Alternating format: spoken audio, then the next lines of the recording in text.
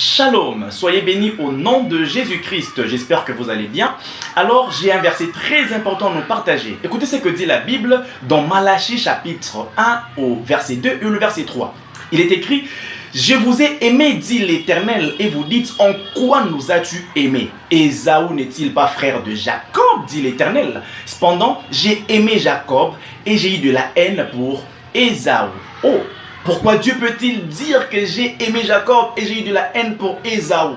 La question à se poser, c'est de savoir, est-ce Dieu est-il injuste pour aimer certains et pour haïr les autres?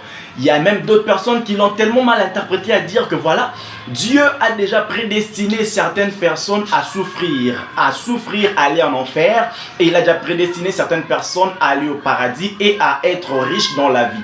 Ce qui est faux et archi faux.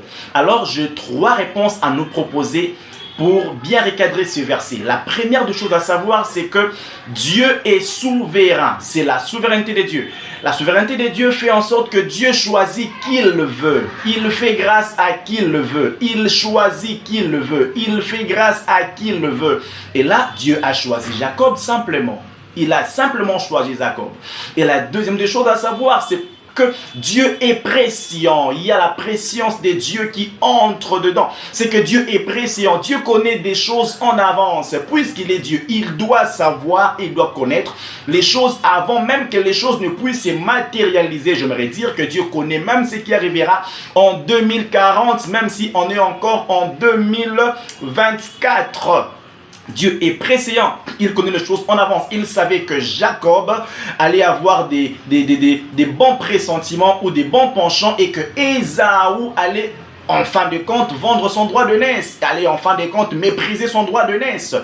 Et la troisième des choses, comme réponse à nous proposer par rapport à ces textes, c'est qu'il y a des attitudes et des comportements dans ces deux personnages, Jacob et Ésaü, qui doivent nous servir d'enseignement.